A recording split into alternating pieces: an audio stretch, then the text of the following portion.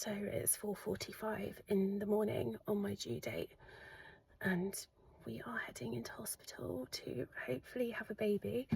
I've been having contractions on and off since yesterday evening, and then I've managed to get some sleep. I've been on and off the toilet all night as well, and in the last hour they've just got more like sharp and regular to the point I'm starting to have to breathe through them. So it's time to go in and have a baby, guys.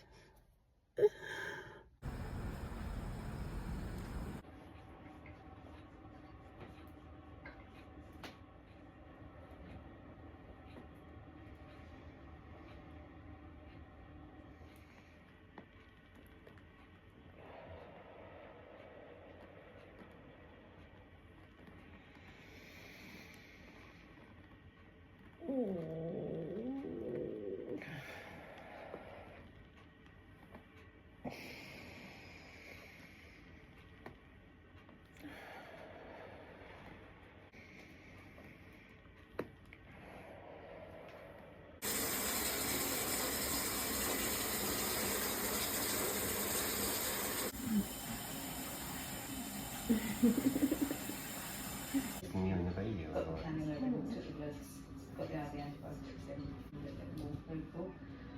In her words, sounded a bit mooey. Yeah. So in the last half an hour got a little bit more intense, isn't it? Yeah. Yeah. Yeah, it just feels very low now. Yeah, water's never gone yet. No. They never tend to go till right at the end. Yeah. It's a good thing. It's a good thing because it helps dilate cervix. Yeah. And it's nicer. All goes weirdly. Alright.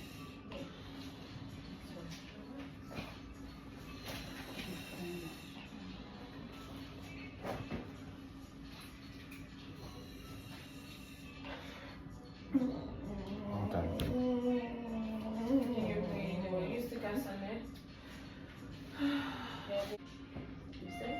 Feels really low. Oh, you said they're slowing down. Oh no. No. No, he's coming down. Good.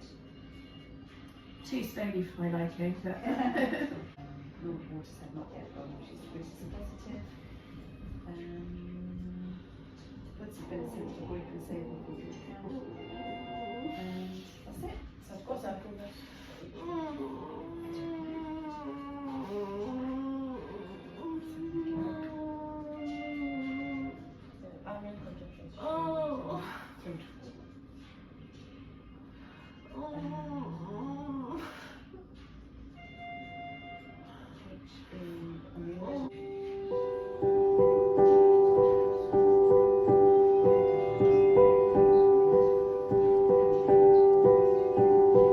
Hi! Look who's here.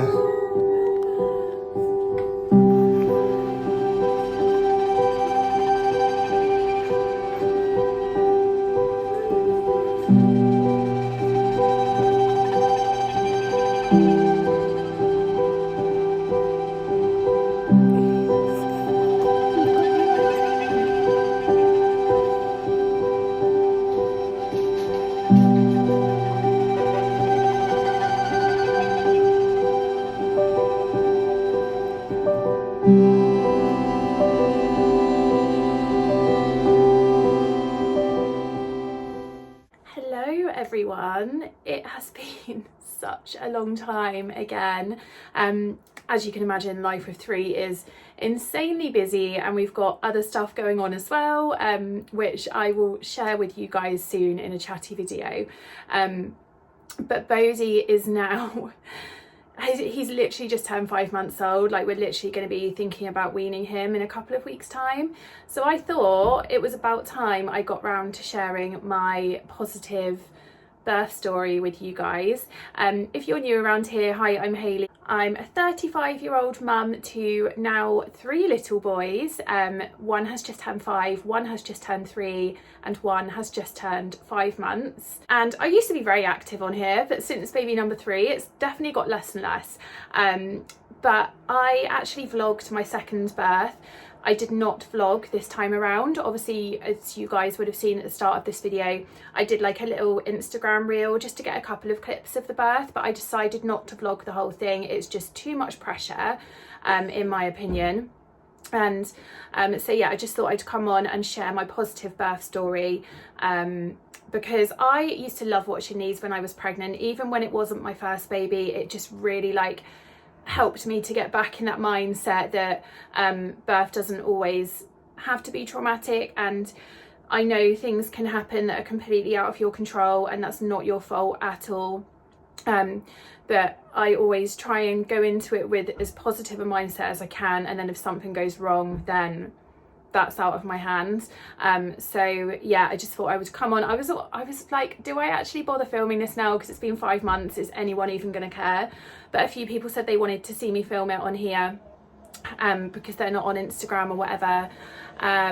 So I thought I would just do it, and hopefully it will help someone if you're due to give birth very, very soon. So to give you guys a little bit of a backstory, when I was about 28 weeks pregnant, I randomly just had a little bit of like blood, which I'd never had in any of my pregnancies before. So obviously I was a little bit worried, went down to triage at the maternity unit just to be monitored for a little bit. And they also said, while you're here, we'll just do a routine swab, just to like rule anything out, which they wouldn't have done if I hadn't have had the bleeding. But then a couple of days later, off the back of that swab, baby had all been fine, but it came back that I had strep B, which, if you guys don't know what strep B is, it's basically, I mean, I'm not like, I can't explain it properly in medical terms, but it's basically like something that lays dormant in the body and it's not harm. Apparently like 25 to 40% of women have it, and we don't know about it. Like, you have no symptoms, it comes and go, it can come and go throughout your life. So I might not have had it with my previous pregnancies, but obviously I had it with this one, and you wouldn't know you had it unless you got swabbed. So I'm actually really surprised that they don't swab women as standard, because yeah, so basically they said it's not harmful to you, but it will be harmful to the baby as they pass through the birth canal when they're born. They can contract strep B, and it can make them really, really poorly, basically. So yeah, that's actually why I'm so surprised that they don't just swab pregnant women out of like as standard, but they don't. So hopefully that will change in the future. But yeah, I wouldn't have known about this if I hadn't have had that bleeding, which was nothing to do with the strep B. I just had it and went in to be swabbed. So that came back. So she basically said to me on the phone, as soon as you go into labour, you will have to phone us and come in, because we need to try and get 2 lots of we need to cannulate you and get 2 lots of antibiotics into you before baby arrives. She said, obviously, because it's my 3rd baby, it probably won't be like a really long labour, and none of my labours have been really long anyway. So she said, don't worry if we only manage to get 1 course in, because you have to leave 4 hours in between each dose. She said as long as we get 1 in, then baby will be protected because it passes through the placenta to the baby. So I was kind of like, right, I can't hang around at home this time, like I've got to go straight in. And also I knew this time round that I was going to have to stay in for 1 night. So with my first baby, I stayed in for 1 night just because he was my first baby and I'd had high blood pressure during labour, so they wanted to monitor me for a bit longer after the birth. So I stayed in for the night that I actually had him, because he was born at night, like just before midnight. So I was there for that night, and then I had to stay in the night after as well. With my second baby, I was home literally like 3 hours after giving birth. Weirdest thing ever. Didn't actually like it. I couldn't kind of like process what had just happened. Some people love it. Some people love being straight home. I actually quite like just feeling a bit looked after, you know, and kind of staying in. So this time round they said, so basically after my second baby I had postnatal depression and anxiety. So I'm on a very, very low dose of citalopram, and I'm still on that. And when I had my booking in appointment for my 3rd pregnancy, the midwife advised me to keep taking it, because she said your hormones are everywhere during pregnancy, and we just advise pregnant women to stay on it if they can. She said the only thing is when you have the baby, you'll have to stay in for 24 hours after the birth to just monitor baby for any like side effects or withdrawals from it, but I'm on such a low dose that it will be fine basically, and it was.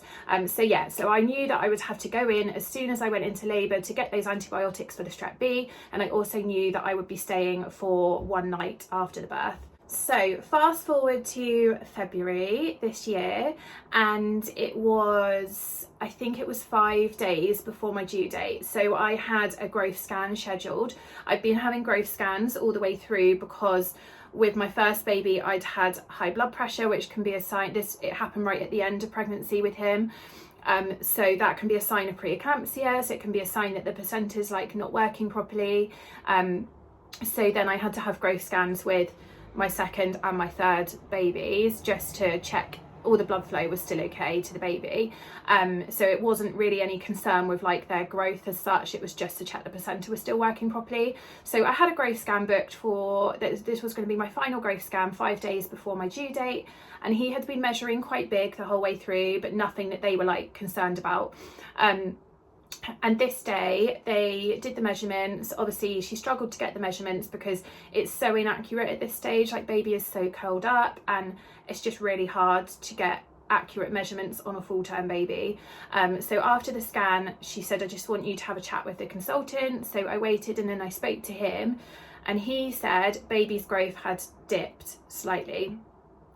And as you know, if you've been advised to have an induction before, depending on what doctor you get, they can be quite pushy, and obviously I've done all of my hypnobirthing stuff with all of the babies, so I kind of know to sit back and think about my options and weigh up the pros and the cons and things like that, because I hadn't been induced before and I really didn't want to be induced again, just if I could help it. I know so many people have had like amazingly positive inductions, but for me, in my head, I just had, oh my gosh, induction means intervention, means potentially C-section, because you're making your body do something before it's ready, so you're less likely to progress as you should do.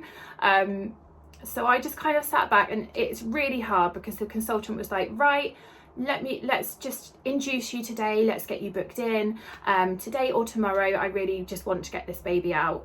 And it's so hard to, when they're kind of in your face going, we've got to do this now, it's so hard to get your head, like pull yourself back and kind of take a minute just to be like, no, I want to go away and think about this, because I'm one to easily get swept up in what's happening.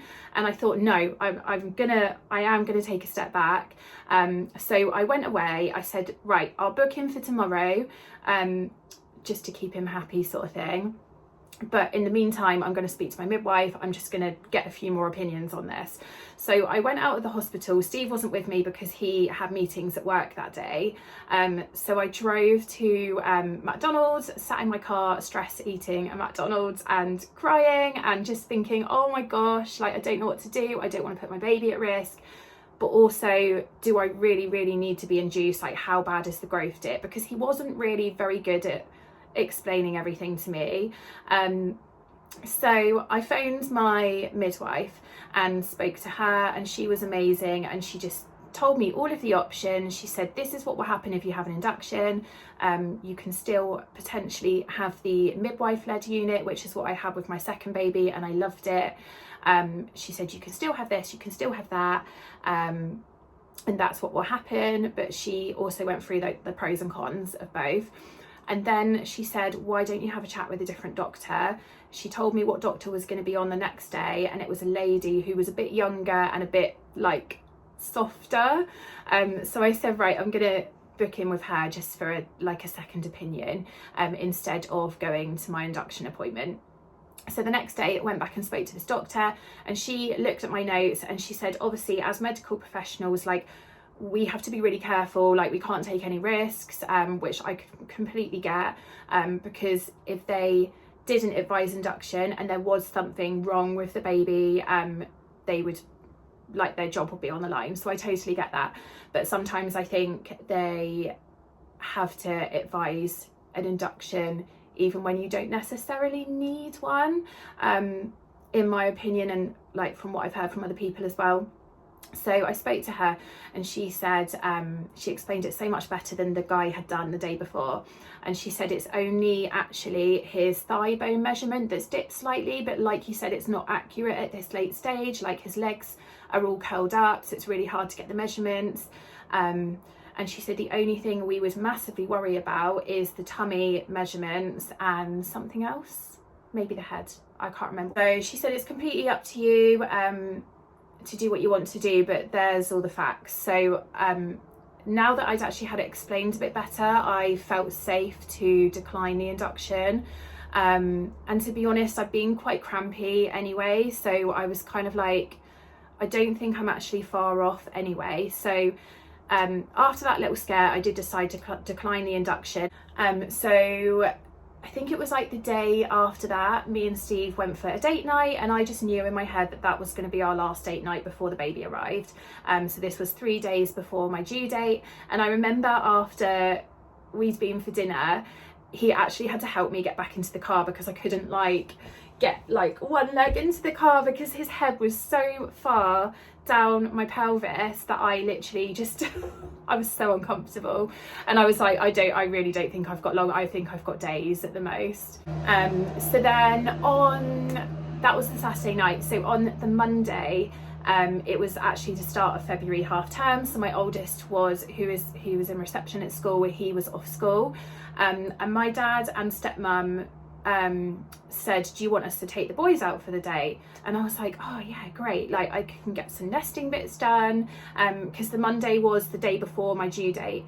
So and they knew that I'd had like the growth scan scare and everything, and that I kind of wanted to like focus on going into labour. And I also had my 40-week midwife appointment that day, where potentially I was going to consider a sweep. So they took the boys out for the day, and I went to my 40-week appointment. I decided not to have a sweep just because, like I said, I was still really crampy. And when I actually got there, the midwife had forgotten her sterile gloves anyway. So, and they didn't have any because it was at the, they do the midwife appointments like not in the hospital. You have to go somewhere in the community. So she couldn't just like go and get some.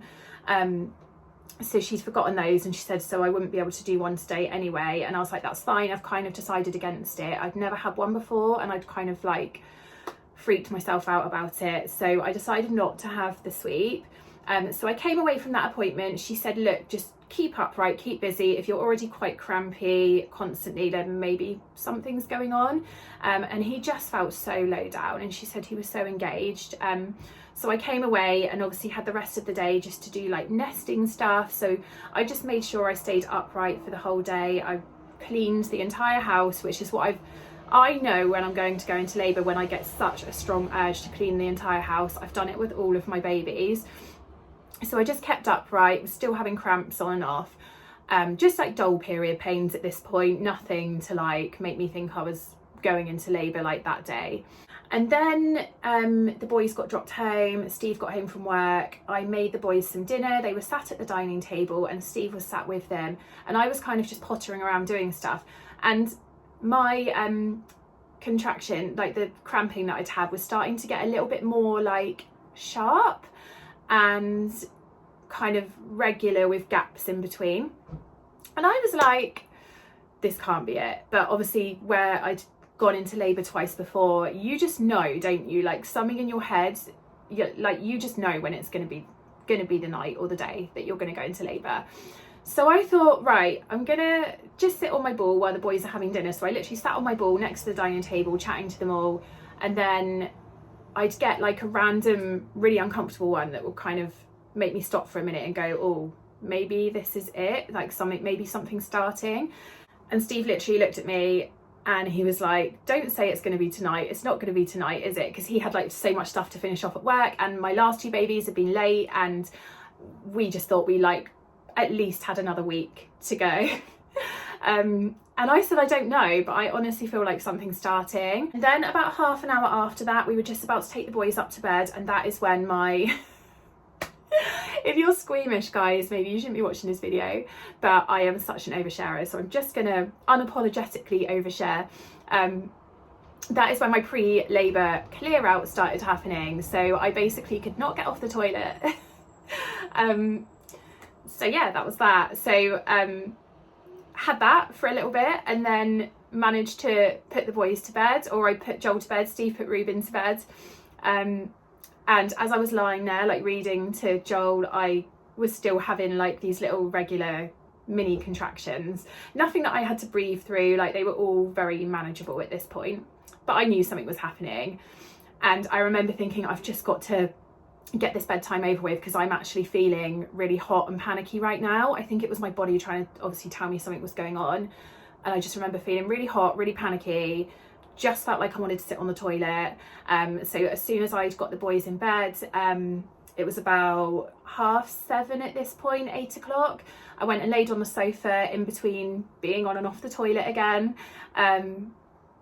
And I remember laying on the sofa and I started crying, and I said to Steve, I just can't believe, like, I said, he can't come tonight. I said, it's his due date tomorrow, as if he's going to come on his due date. Like, I just can't get my head around it. I said, I'm not ready. I'm panicking. I said, I can't do this again. I don't know why I got so panicky with this labour. Maybe it's because I hadn't done as much hypnobirthing refreshing for this one. I don't know. But I just felt really panicky. So he was kind of there, like, talking me through it, saying, you're absolutely fine. You absolutely can do it. I said, I think what I'm going to do is go up to bed, because I'd never, both my other babies, the labours had started kind of like mid-morning, and then I'd had them like later that evening. With this one, I've never had a labour start at night before, so I was kind of like, oh God, like, when am I going to sleep? I've been awake all day. I've now got to try and get some rest in case I give birth tonight, because I'm not going to get through it otherwise. So I thought, right, I'm going to go up to bed. This was like 8 o'clock, went up to bed, managed to get some sleep. Oh, I sat on the toilet for another half an hour, because, you know, pre-labour clear out.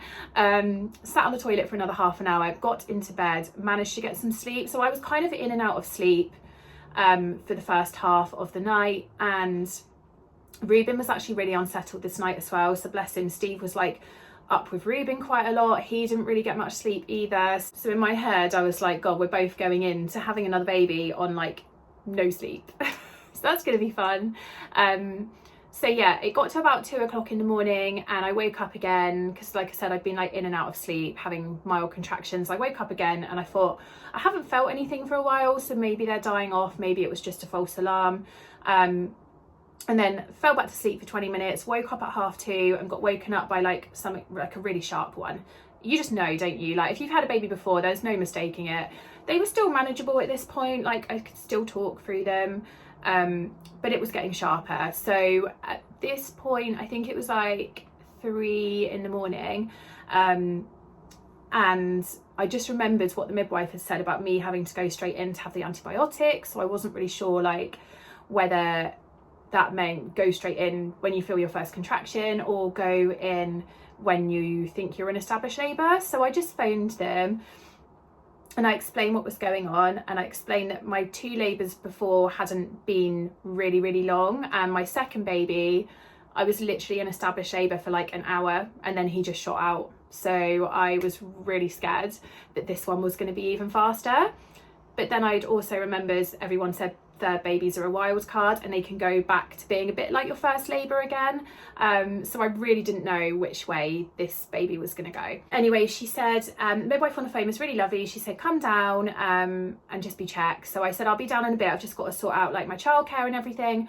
So I managed to get till 4 a.m, which I felt was a more acceptable time to phone my mum than 3 a.m. But I thought I can't wait anymore because they're getting more regular. So with my tail between my legs a little bit, because I felt so bad phoning her at 4 a.m. I phoned her, obviously she was half asleep. I said, do you think you could come over and have the boys? She was due to have them that day anyway, because she always has Ruben on a Tuesday when I'm normally at work. And obviously where it was half term, she was having Joel as well. So she was due to have them that day anyway. So I felt really bad, like knowing that she had them all day and then having to get her over so early. But you know, so she lives about 15 minutes away, but obviously she had to get dressed and stuff. So by the time she got to me, it was like 5ish. So her and my stepdad arrived. I said, the boys aren't up yet, just go and lay in our bed, like go to sleep or whatever. So I think they just did that for a bit, and me and Steve left for the hospital. The hospital is literally like a 5-10 minute drive from our house. So by the time we'd parked and we got into triage, it was about 5:15. And I got taken into a triage room to be checked. And I always have this with my labours, where the beginning of labour I do cope very well. I cope very well till I get to about 7 or 8 centimetres, and then I lose my mind. So any clips you see of me giving birth are usually, don't be fooled, okay, because that's normally me in early labour. So yeah, like I've got my birth vlog on here from when I had my second baby, and it all looks very very nice. But yeah, right at the end I always lose my head a little bit, which is so normal, like everyone does. And if you're one of these people that can give birth and not make a sound and just breathe the baby out, then you are blimmin' amazing, because just how. Anyway, we got into triage and she said, look, like looking at you now, she said labour ward's quite busy at the moment, because they'd had a really busy night and they were short staffed, and the day staff obviously didn't arrive till like 7 a.m. So she said, looking at you at the moment, you're not in established labour. I knew that I was. Like, girl, I'd done this twice before, like I was in established labour, but I was like, okay, that's fine. Like she was really lovely, but yeah, because I had my whole like hypnobirthing breathing going on, she just didn't think that I would be anywhere near 4 centimetres, because I was quite calm at this point. So she left me in a triage room, which is the most uncomfortable bed in the entire world when you're in labour, but I had this with my first as well, because I had to be monitored for high blood pressure. Oh, the sun's coming out, let me just close that blind, it's a bit better. So I'd already experienced like being on one of those beds during early labour. It's not fun, but you've got to do what you've got to do. So she was like, I'm going to leave you for half an hour, because maybe they've just slowed down a little bit where you've had the journey to hospital, which is really normal. So I'm just going to leave you for half an hour. I'm going to turn all the lights down. You get yourself comfy. She went and got me a ball to bounce on. She said, just keep moving, and I'll come back in a bit, but let me know in the meantime if anything else is happening. So Steve went to go and get the bags out of the car at this point, because I just knew that we needed them. And I just bounced on my ball. I was listening to my Freya app from the Positive Birth Company, which is like the breathing. So every time you have a contraction or a surge, you press the button and it times it for you, but she talks you through each one and like tells you how to breathe and stuff, which I found really helpful. I also had my birthing comb, so I was squeezing that, and I was just bouncing on the ball and just chilling, would say loving my little life, but it was getting a bit intense at this point. And then I realised on the Freya app that I was probably getting 4 in 10. So I know they say aim for 3 in 10 minutes, but I was getting at least like 3 or 4 at this point. So I called her back in. This was only half an hour later, and she was like, do you want me to examine you? And I said, like, I hate being examined. I just find it a bit it depends who you get. Like sometimes it's fine, sometimes it's uncomfortable, but I said, yeah, I just want to know where I'm at, because if I can go around to labour ward, then that would be amazing. So she examined me and she was so surprised. This is what happened with my first and second babies as well. She was like, oh my goodness, you're like 3 to 4 centimetres and your waters are literally bulging. She said, I can't believe you're 3 to 4 centimetres, like you're so calm. So she said, right, I'm going to phone labour ward and see if there's any room. So basically I wanted the birthing, the midwife-led unit at the hospital, but because, like I said, they were short-staffed and they'd had such a busy night, the midwife-led unit wasn't going to be open till the day staff came on at half 7, and it was still only like just before 6 a.m. at this point. So she said, I'll phone labour ward, we'll get you one of the rooms around there, and then you can always transfer to the midwife unit when they open, if you haven't had the baby by then. So I said, oh, could I have the pool room? I knew there was one pool room on labour ward because I'd had it with my first baby. I said, I honestly don't mind, like, if I don't get the midwife-led unit, but I just would really, really like a pool because it helps me personally. It helps me so much during labour. I feel less vulnerable, I feel less exposed, and it doesn't take the pain away completely, but it does help to like relieve it. The way I always see it with the pool is someone laughed at me for saying this the other day. You know, if you like, okay, maybe no one's done this apart from me. You know, if you pick a scab but you do it like when you're in the bath under the water and then you can't really feel it. That's how I feel like with giving birth in a pool. Like, you might not feel like it's taking much of the pain away at the time, but if you got out of the pool, you probably notice the difference straight away. So yeah, that's how I see it anyway. So luckily that pool room was free, because I feel like a lot of the time that room is free. It's the smallest room on labour ward, so none of the midwives really like using it, because I've got a friend that works there and she said like everyone hates using that room because it's smaller. But I actually really like it, and having given birth in the midwife led unit with my second baby and having the pool in there, I don't personally think it's any different. The only difference with labour ward that I don't like is it's more hands-on, so they have to monitor you more frequently, which I will get to in a second. But yeah, apart from that, the room is exactly the same. You've got your own bathroom, you've got your pool, you've got your birthing ball, you can stay active, you've got a comfy bed. So I really wasn't fussed. As long as I had a pool, I was happy as a pig in shite. So yeah, got round there, had a lovely lady who was, I think she was the labour ward coordinator. So she took me down to the room, and then she was my midwife till the day staff came on. So she cannulated me straight away to get those antibiotics in, and then I had to stop a few times. It was a bit of a walk to the room from triage, so I had to stop a few times on the way to like have contractions, because they were getting to the point where I was having to breathe through them at this point. So her and another midwife like put a cannula in. They really struggled to get it in, so I had such a bruised hand for about 2 weeks after the birth. But you know, it's like, it doesn't matter.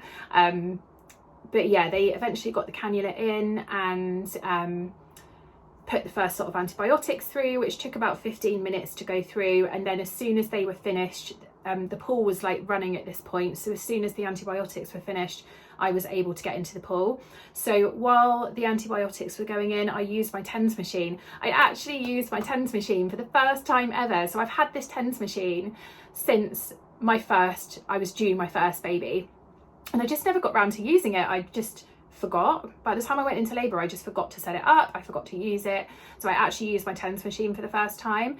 It was okay, but I think I was maybe a bit too far into labour at this point to like fully appreciate the effects of it. So anyway, I was just bounced. I was sat on the ball while the antibiotics were going through into the cannula, and then just using my TENS machine and doing my up breathing.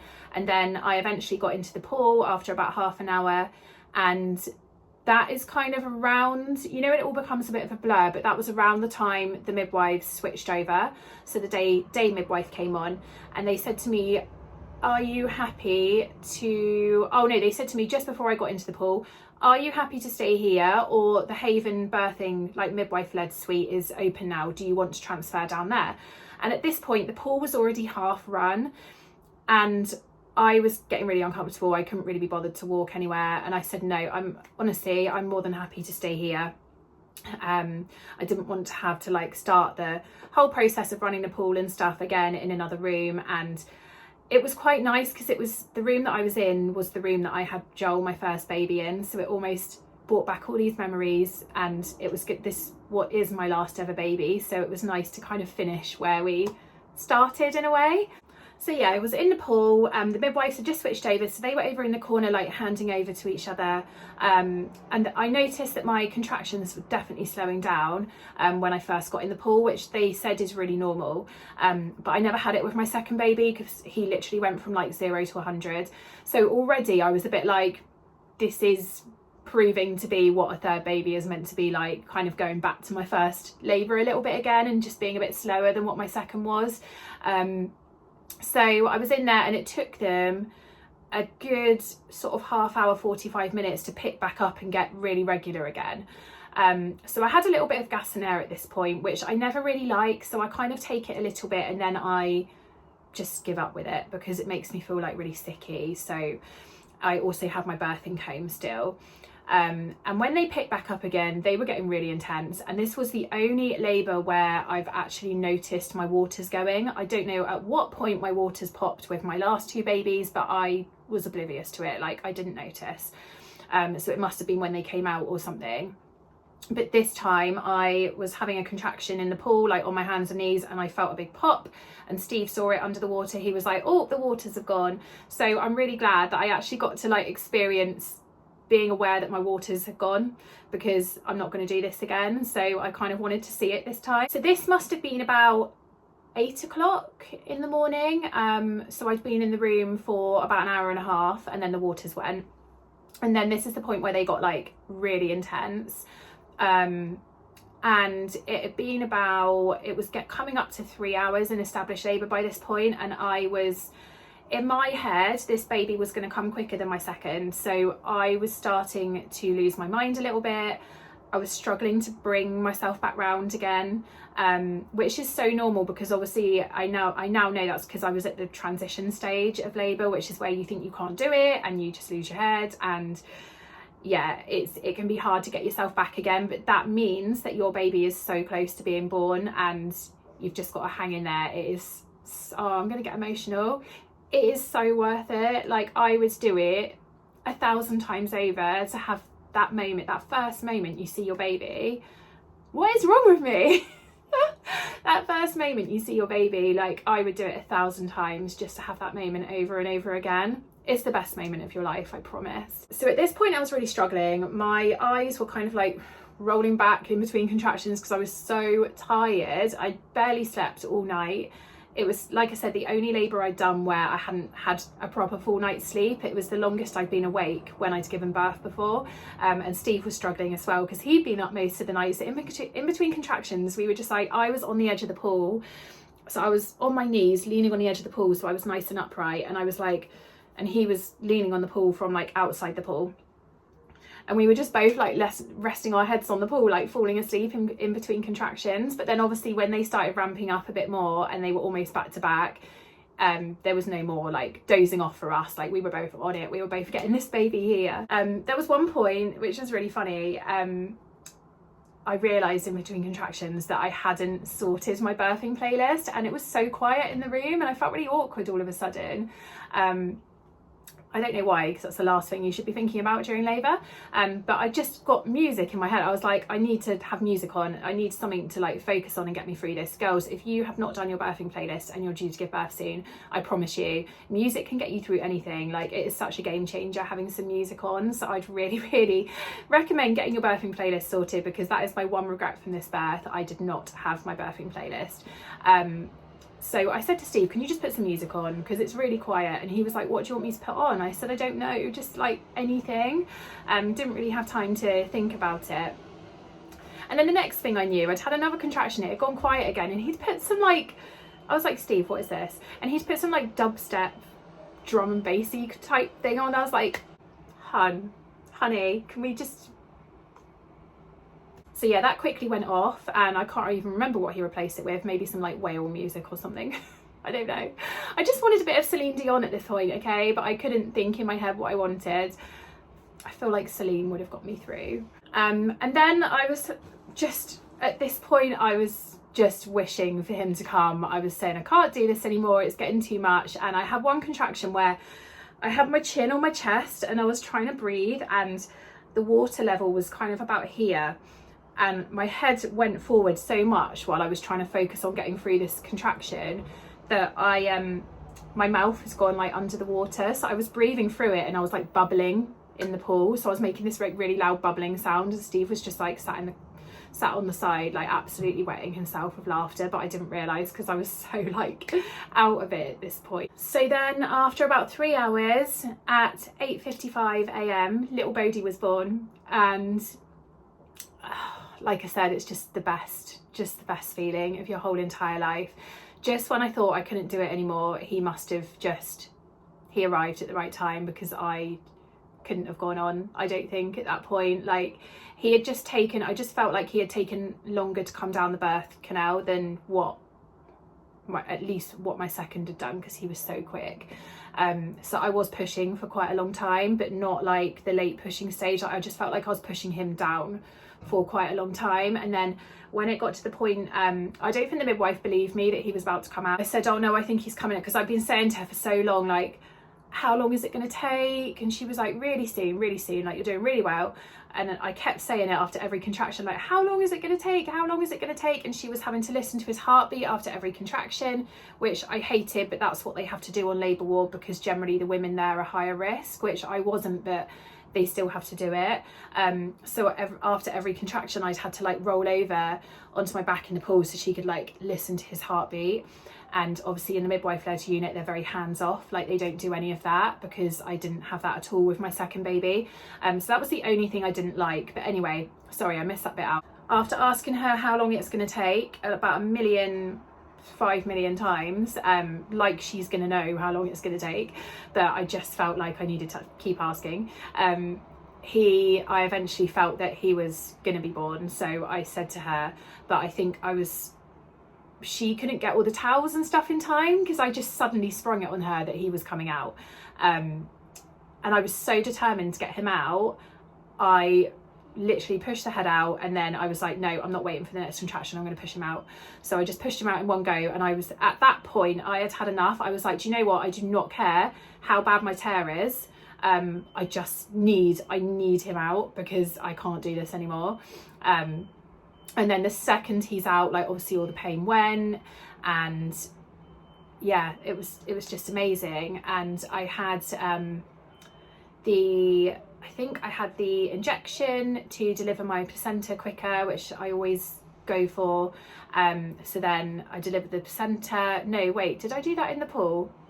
No, I had the injection. We spent some time in the pool just like holding Bodie, and then I had to get out of the pool to deliver the placenta.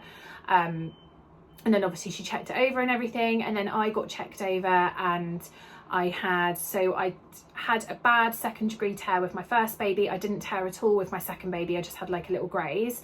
And then with Bodie, I had another, I think it was a first borderline 2nd degree tear, and a graze. So they said they did need to stitch it because it was a tear with pocket or something, with a pocket. So I think that's maybe a pocket of blood or something that would bleed if you knocked it, or I don't know, something like that. But basically they said they needed to stitch it, so I had the stitches there, which is never the nicest experience. But do you know what, when I'm having stitches, I love the gas and air. When I'm in labour, I hate the gas and air. I don't know what it is. I think it's because in labour I feel a bit hot and bothered and in pain and out of control a little bit. It just makes me feel worse. But when I'm having stitches, obviously all my pain is gone, and I can just lay back and enjoy watching my husband hold my baby, or I'm holding my baby, and I love that like feeling of the gas and air. I don't know. So I was puffing away on that while I was having my stitches, and Steve had a cuddle with Bodie. And we actually, so I had him at 5 to 9 in the morning, right on his due date. I still can't believe it. Like, what are the chances?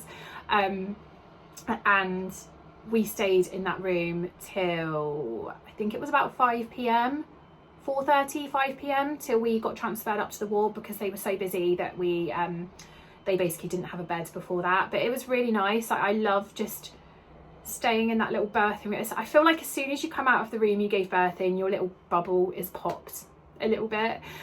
So we stayed in there all day. We had our lunch in there, we had snacks, we had all the baby cuddles. I managed to have a little bit of sleep, which I didn't do after my last two. I just made sure I stayed up because I was so high and I just wanted to stare at my baby all the time. And I did this time as well, but I knew I had 2 other kids under the age of 5 at home. I needed to have a nap if I was going to get through this postpartum. So I had like a 2-hour nap while Bodie was sleeping in his cot.